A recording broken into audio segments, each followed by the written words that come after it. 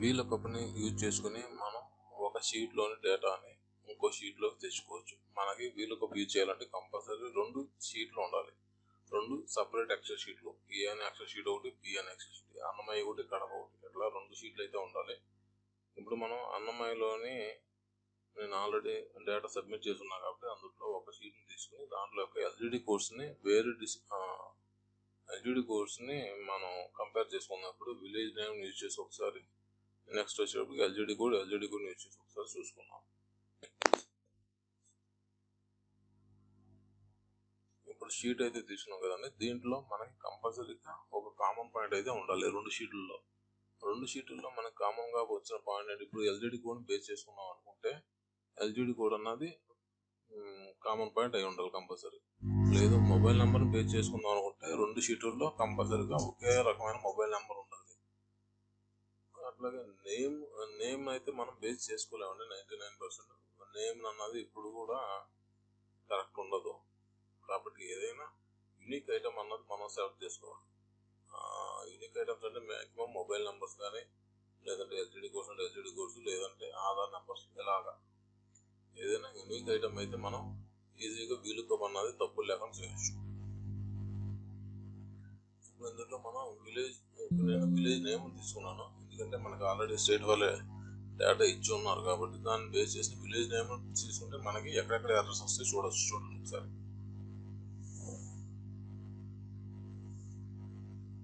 ఈ village name use చేసి మనం ఈ vlookup ఫార్ములా అన్నది యూజ్ చేద్దాం.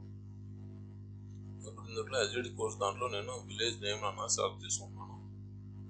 అది బేస్గా తీసుకున్నాను. అంటే మనం ఎక్కడైతే బేస్గా తీసుకున్నామో దేనికి ఏ షీట్లో వేయాలన్నది ముందు ఏ షీట్లో మనం ఫార్మాని ఇంప్లిమెంట్ చేయాలన్నది మనకి కంపల్సరీ ఖచ్చితంగా తెలిసి ఉండాలి.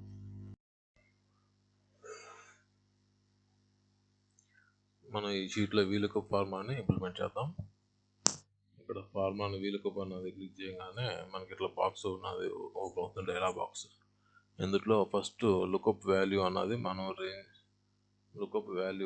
మనం ఏదైతే బేస్ తీసుకుందాం అనుకున్నామో అది దాన్ని తీసుకోవాలి. విలేజ్ నేమ్ అన్నది మనకి కావాలి కాబట్టి విలేజ్ నేమ్ని సెలెక్ట్ చేసుకోవాలి.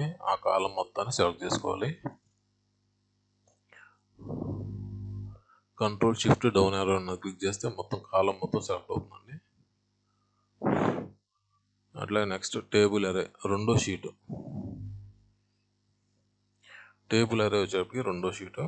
ఈ రెండో షీట్లోని మనకి వచ్చేటప్పటికి village name, village code, sub district name and district name, ఈ 4 కాలమ్స్ని సెలెక్ట్ చేసుకుని కంట్రోల్ షిఫ్ట్ డౌన్ యారో కొడితే మొత్తం కింద వరకు సెలెక్ట్ అవుతాయి. ఓకేనా. అండ్ నెక్స్ట్ వచ్చేటప్పటికి కాలం ఇండెక్స్ నెంబర్. మనం ఫైండ్ అవుట్ చేసేది విలేజ్ నేమ్ ఫైండ్ అవుట్ చేస్తున్నాం కాబట్టి విలేజ్ నేమ్ అన్నది 1. మనం మొత్తం 4 ఐటమ్స్ ఫైండ్ అవుట్ చేద్దాం. Village name, village code, sub district name and district name, ఈ 4 కాబట్టి విలేజ్ నేమ్ అన్నది 1 కాబట్టి మనం ఫైండ్ అవుట్ చేసేవి 1, 2, 3, 4. విలేజ్ నేమ్ 1, విలేజ్ కోడ్ అన్నది 2, sub district name is 3 and district name is 4. తర్వాత రేంజ్ ఇష్యూ అన్నది ఇక్కడ ఫాల్స్ అని పెట్టాలండి. ఫాల్స్ అంటే ఎగ్జాక్ట్ అనే అర్థం వస్తుంది. అండ్ ఇక్కడ లుకప్ వాల్యూలు ఫస్ట్ రోలో ఆల్ఫాబెటికల్స్కి అటు ఇటు కంపల్సరీగా డాలర్ అన్నది పెట్టాలి, డాలర్ సింబల్ అన్నది పెట్టాలి. అది పెడితేనే మనకి ఎగ్జాక్ట్ వాల్యూ అనేది వస్తుంది ఫార్ములాకి. And then click okay. Next ఇక్కడ వచ్చేటప్పటికి మనకి ఫార్ములా అన్నది పడింది కదా. నెక్స్ట్ దీన్ని మొత్తం మనకి 4 కాలమ్స్ కాబట్టి 4 కాలమ్స్లో పేస్ట్ చేసుకోండి. ఫస్ట్ కాలం అట్లాగా 1 కాబట్టి నెక్స్ట్ కాలం 2, నెక్స్ట్ కాలం ఇక్కడ మార్చుకోవాలండి. ఫార్ములాని F2 క్లిక్ చేసుకుంటే మనకు అవుతుంది 3 అండ్ నెక్స్ట్ వన్ ఈజ్ 4. ఈ మొత్తాన్ని ర్యాక్ చేస్తే కిందకి డబుల్ క్లిక్ చేయండి, మొత్తం ఫార్ములా అన్నది ఇంప్లిమెంట్ అవుతుంది. ఇది ఈ విధంగా పడుతుంది. ఫిల్టర్ పెట్టుకోండి. ఫిల్టర్ పెట్టినాక మనం ఏదైతే డిస్ట్రిక్ట్ అన్నది ఉందో ఆ డిస్ట్రిక్ట్లో మనం పెట్టుకుంటే కనుక మన దాంట్లో ఎన్ని బూతులు ఉన్నాయన్నది కనపడుతుంది. అదిగోండి ఇప్పుడు మనం ఏదైతే విలేజ్ నేమ్ బేస్ చేసుకుంటే విలేజ్ నేమ్ అన్నది పక్క జిల్లాలో ఏదో ఒక జిల్లాలో ఉంటుంది కంపల్సరీ. ఆ విలేజ్ నేమ్ ఎన్ని జిల్లాలో కనపడిందండి? 3 జిల్లాల్లో ఉంది ఒకే రకమైన విలేజ్ నేమ్స్ అన్నవి. ఓకే, అదిగోండి ఇవి ఏదైతే యాష్ 80 అన్నది వచ్చిందో నాట్ ఫౌండ్, అవన్నీ వచ్చేటప్పటికి అర్బన్ అండి. ఇది రూరల్, మన విలేజ్ నేమ్ అన్నది రూరల్ ఎల్జిడి కోర్స్ షీట్ని తీసుకొని చేసాం కాబట్టి ఓకే, అది డిలీట్ చేసుకుని ఇప్పుడు ఎల్జిడి కోర్స్ని బేస్ చేసుకుని మనం ఫార్ములా అన్నది ఇంప్లిమెంట్ చేద్దాం. ఓకే, సేమ్ ఫార్ములాని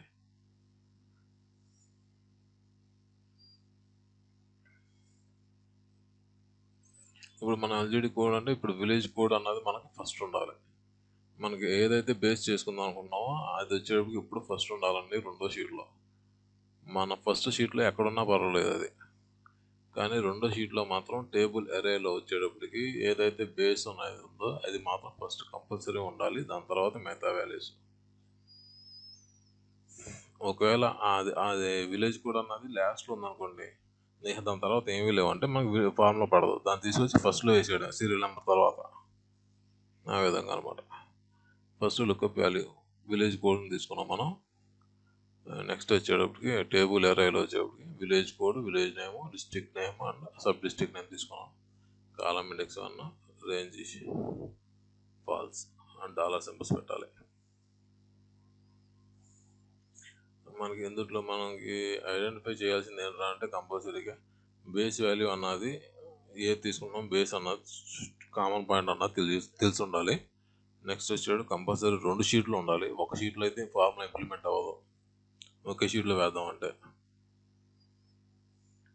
అయ్యిద్ది కానీ సగం సగం అయ్యిద్ది, ఎక్కువ తప్పులు వస్తాయి.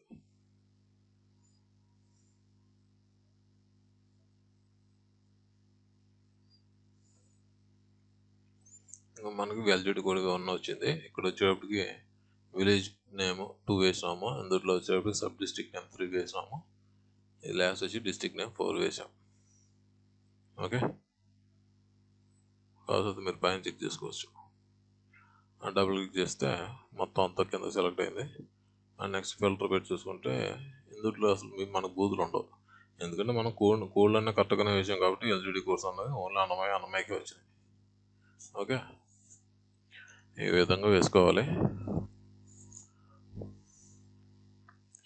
అండ్ నెక్స్ట్ మనకి మొబైల్ నెంబర్స్ కానీ ఏమన్నా ఉంటే కనుక మొబైల్ నెంబర్స్ని ఏ విధంగా మొబైల్ నెంబర్లో ఆ కాలం మొత్తం మీద మొబైల్ నెంబర్ అనేది 10 అంకెలు కదా, దానికి ఫార్ములా వచ్చేటప్పటికి LEN అని క్లిక్ చేసి ట్యాబ్ కొట్టి ఆ మొబైల్ నెంబర్ని సెలెక్ట్ చేసుకుని క్లోజ్ ఎంటర్ కొట్టి సరిపోతుంది.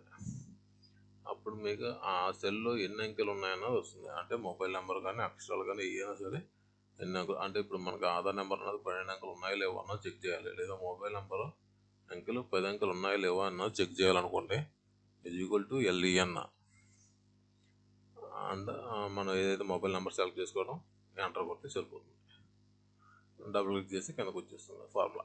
Okay, thank you.